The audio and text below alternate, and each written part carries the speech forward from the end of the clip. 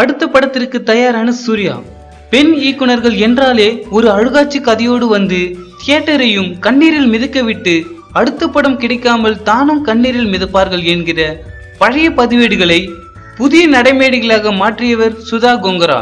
அவரது இறுதி சுற்று படத்தை ஒரு ஆண் இயக்கி இருந்தால் கூட அப்படி ஒரு பினிஷிங் கிடைத்திருக்குமா என்பது சந்தேகமே.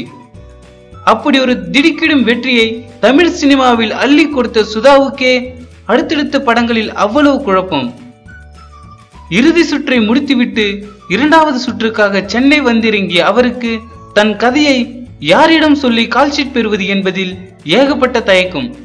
முதலில் விஜய் சேதுபதியை சந்தித்து கதை சொன்னார். என்ன குழப்பமோ அதற்கு அப்புறம் அவர் போன இடம் சிவகார்த்திகேயன் ஆபீஸ்.